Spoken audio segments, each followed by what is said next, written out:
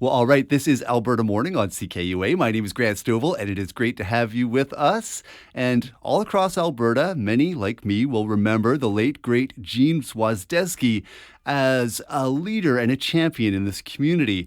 Now, Gene passed away in 2019, but he left behind a rich and profound legacy, which includes a highly distinguished decades-long career in Alberta politics, but long before his years in public office, his impact on the Alberta public sphere was first felt in the arts. Now, a very special presentation of his contributions to the Alberta music, arts, and culture community is taking place this Sunday, September 17th at Edmonton's Jubilee Auditorium. It's a celebration called Gene Zwozdesky, the Man and His Music, featuring a wide array of internationally celebrated artists, ranging from Ukrainian dance greats Shumka to the celebrated jazz pianist John Stetch. And I am thrilled to say that the architect behind all this, the producer of this star-studded show, joins us right now. She's an Alberta musician and also happens to be the great Gene Zwozdesky's daughter. It brings me immense pleasure to welcome Ariana Whitlow to CKUA's airwaves. Ariana, thank you so much for being here to talk about this event. Thank you, Grant. Thanks for having me. How are you feeling right now, first off? I think mostly excited. Okay. I'm feeling very excited. Great. Just to share Dad's story. Like you said, I think a lot of people know him as a public figure, as a politician, a man about town. But his legacy really extends further than that, and we're really excited to present his music on Sunday. Yeah, this is something I only recently learned about, like just the sheer scope and vastness of his contributions as an artist. Can you take us all the way back, he started when he was not much more than a kid in the arts. How was it that he got his first beginnings? That's so true. He released his first album at 12 years old. I know. It was an album of children's folk music. It was a Ukrainian album, and I'm told it was the longest recording of Ukrainian folk songs at that time. Wow. When he was 12 years old. It was just him and a guitar. I grew up listening to those songs, so they're very special to me. But the album was called 21 Songs for Ukrainian Children. He's wearing a little red cardigan. He's got his guitar on the cover, and that's where he got his start. Amazing stuff. And the start of an almost incredibly diverse career in music as well. Your dad loved everything from classical music to bluegrass. So you're the producer of this event, a big event on Sunday at the Jubilee Auditorium in Edmonton. Who were some of the artists that first sprung to your mind?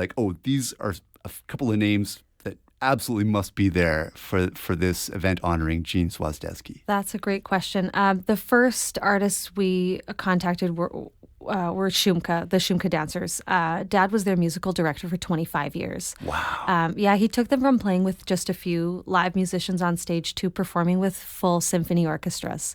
That was his contribution in the late 60s into the 70s. And I remember watching him compose this music as a kid. Wow. So I would walk into his office and I would hear him humming the melodies and writing on manuscript paper. And so it's music that's really special to us, this folk dance music. And so they were the first people we contacted was Shumka. And then we started going through his more recent material, which involves some bluegrass and some country that's never been heard by anyone before. Wow, really? So we're very excited to show everyone the breadth of his musical accomplishments. Well, and of course, not only is this a musical celebration and a tribute to your father, but it's also a fundraiser.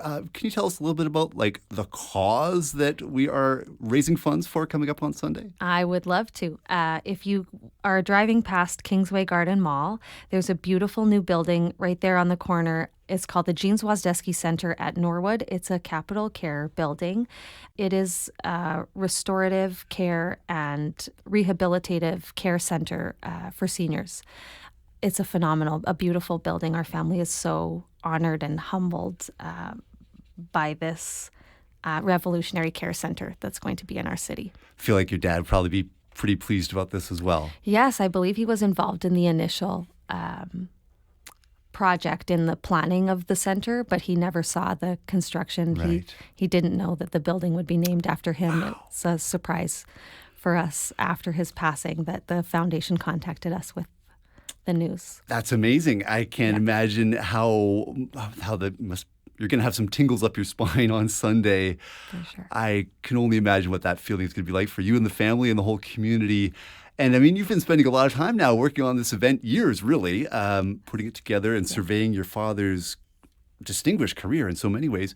Now that you've kind of done all this work, taken a look at it all, what would you say are the lasting contributions that are still being felt in the community? Like, what's your dad's legacy looking like, and how is it still acting in the world here in 2023?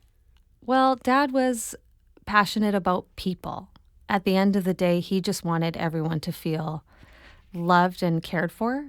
I think that's why he got into public service in the first place. After being an educator and a musician, he just wanted to do more for people. And this concert is a true testament to that. He used music, he used all of his time and all of his energy to improve the lives of other people.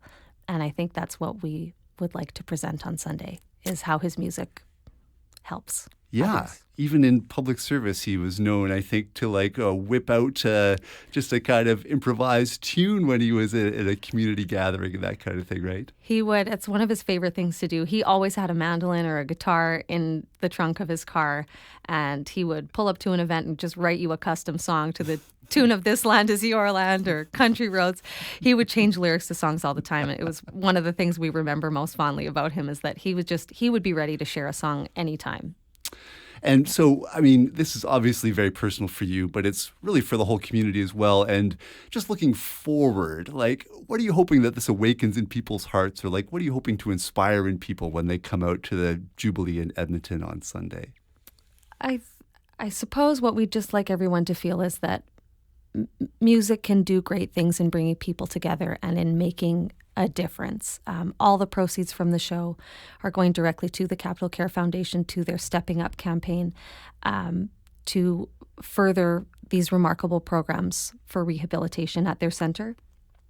And that's all through music. It's exactly Dad's legacy. So if you can come out and have a wonderful time with us, anyone who's at the show is invited to join us at the post reception. Anyone that comes to the show is welcome to stay. The show is only 90 minutes long, so it's quick, and then we'll get you out to the reception where we can just have a nice party together, which is also something Dad loved. That sounds amazing. That just sounds like where your dad and where your family live, right? That's so beautiful. And so this is Sunday, 2 p.m. It gets started. 2 p.m. At the Northern Alberta Jubilee Auditorium. Gene Zwozdesky, a man and his music. You can check out the details. And as Ariana Whitlow, Gene's daughter and the producer of this event, says, you can pick up your tickets at jubileeauditorium.com. And Ariana, what an incredible pleasure. Thank you so much for coming in and sharing a little bit about your father, the legendary Gene Zwozdesky, and this wonderful event. Thank you for having me. I appreciate it. We'll see you all on Sunday.